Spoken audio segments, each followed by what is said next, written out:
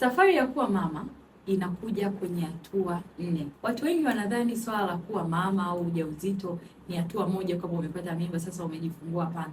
Lakini leo nataka nikuelezee hizo hatua 4, na ni muhimu uzifahamu kwa sababu kuna makosa mengi huwa yanafanyika yangeweza kuepukika kama hizi hatua zingepewa kipaumbele. Ya kwanza ni hatua ya pre-pregnancy, kipindi cha maandalizi ya kuwa mjamzito.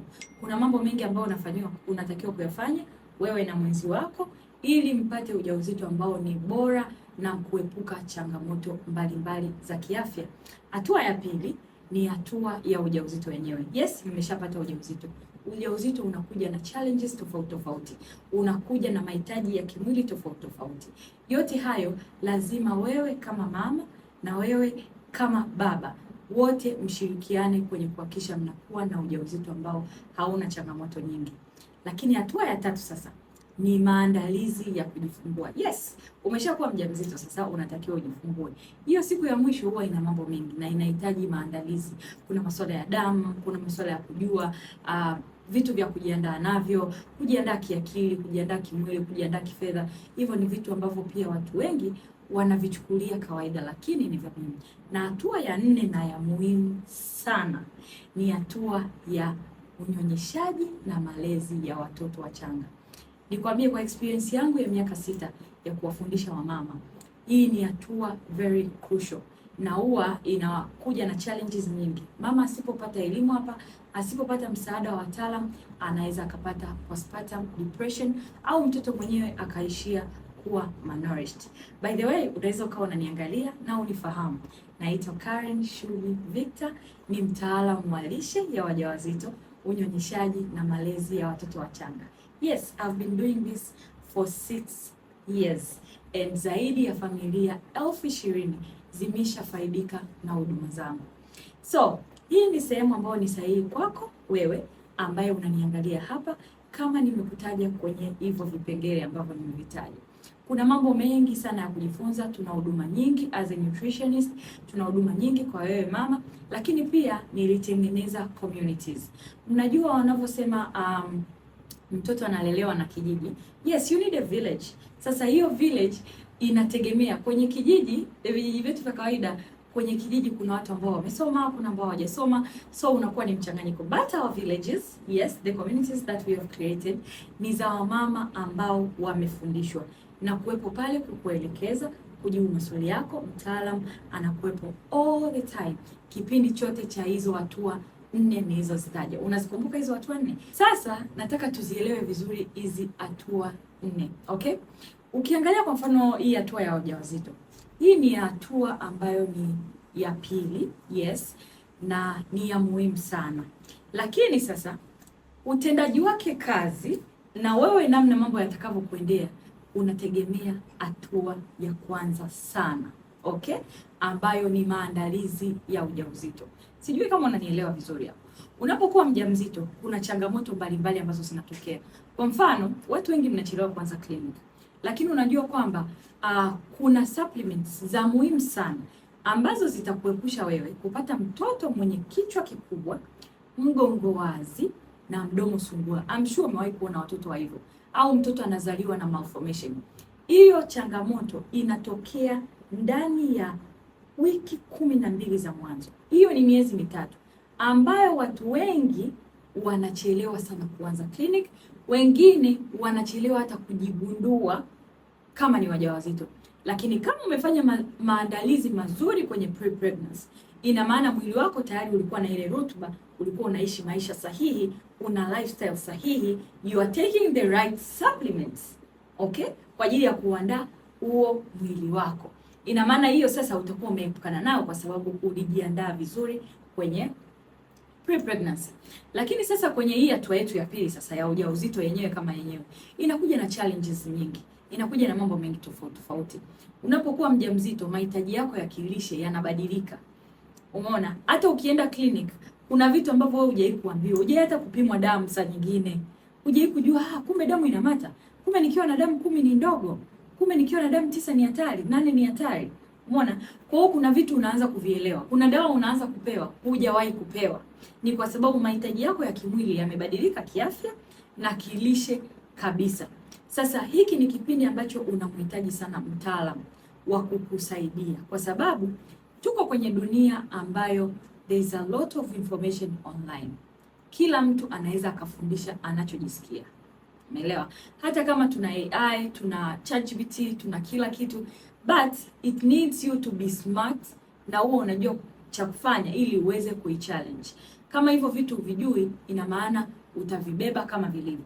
Sasa wewe mama ambaye unaweza ukawa unasoma huko information za sehemu ambao huna uhakika na huyo mtu kama ni mtaalamu, unaweza ukawa unabebeshwa kitu kama alivyokitoa, kwa sababu AI yenyewe inakuwa imelishwa information. Mtu anapobeba na wewe anakuletea kama ilivyo, kama hawezi kuchuja. You understand? Kwa hiyo tuko kwenye ulimwengu ambao una mengi. Ukiachana na swala la AI na the technology and everything, the communities that we are in. Kuna jamii ambazo zilikuwa zinakataza kina mama kunywa maziwa, zinawakataza kina mama kula mayai. Lakini mayai ni good source ya folate ambayo ndio hiyo inasaidia kukuepusha na pia kupata watoto ambao wana malformation. Lakini unakuta watu wanakatazwa kwa sababu gani? Wanajua wao kwenye mambo ya kimila.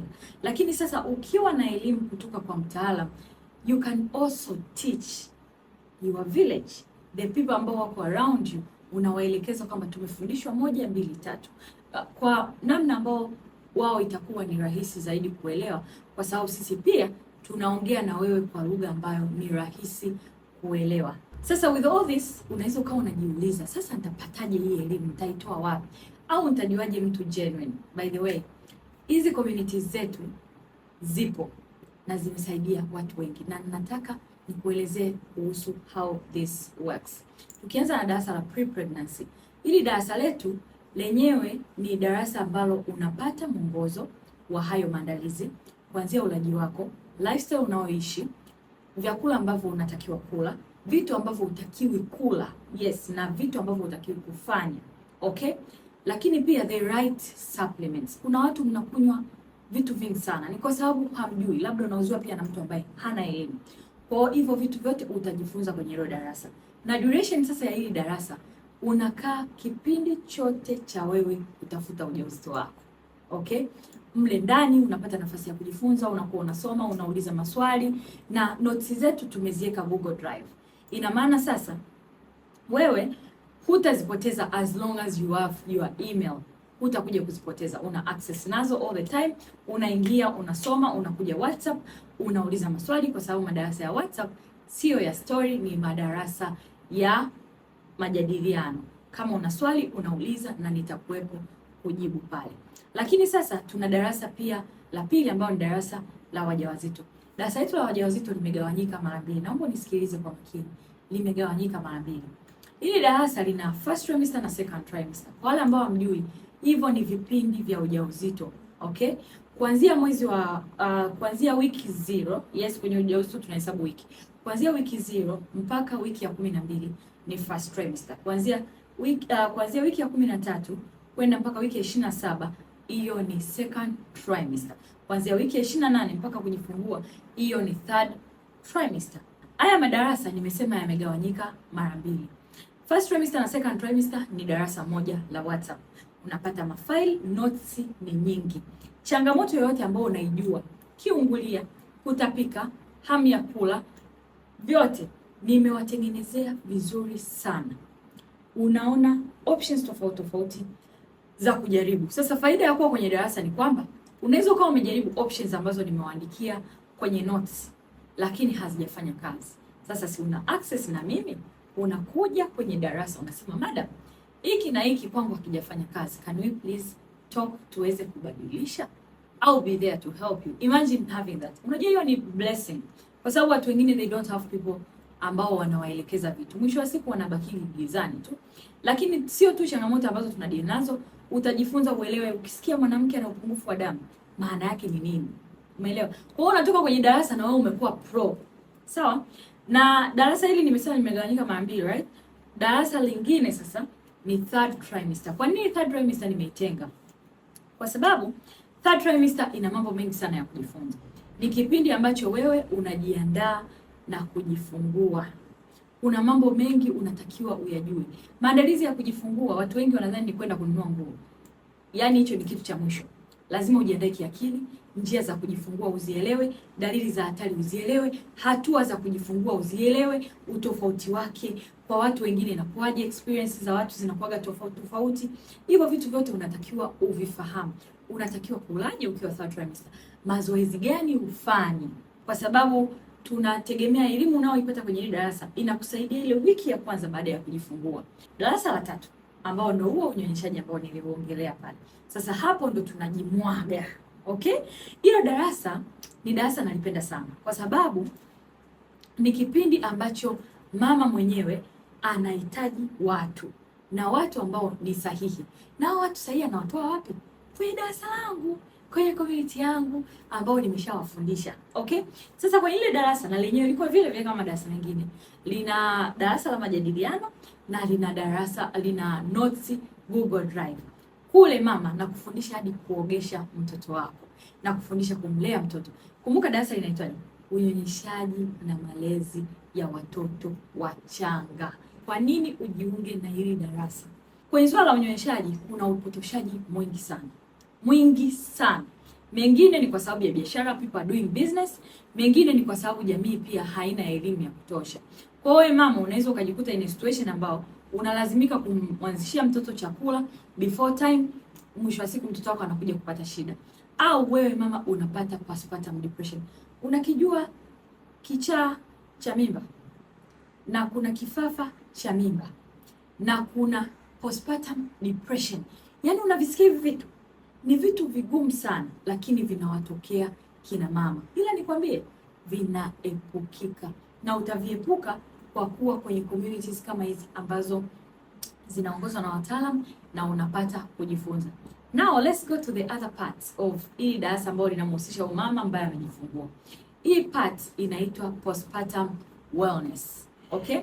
Postpartum wellness. Hili darasa la kwanza la unyonyeshaji na malezi ya watoto wachanga linamwongelea mama ndiyo aliyetoka kujifungua, zile wiki za mwanzo, damu kukandwa, hizo zote za mwanzo, yani yule mama ambaye ni delicate. Lakini hii ya pili inamzungumzia mama ambaye sasa amemaliza zile wiki 6 za mwanzo, ameshapata energy, imerudi, she is ready to take care of herself. Umeelewa? Kwa mle tunaongelea mazoezi, ulaji sahihi. Kwa lugha nyingine darasa la postpartum wellness ni kupunguza uzito bila kuathiri unyonyeshaji. So wengine ndio unaanza kujua mwili wako, uelewe ili usiwe na pressure ile ya kwamba mtu anakulazimisha kwamba wewe umejifungua leo una kilo zako 100, unategemea ndani ya mwezi mmoja upunguze kilo 10. Hicho ni kitu ambacho hakiwezekani kikawaida. Sasa ni utajifunza mabadiliko yaliyotokea, hormones, portion controls, vyakula. Watu wengi mnakatazwa kula vyakula fulani, lakini vyakula vina umuhimu.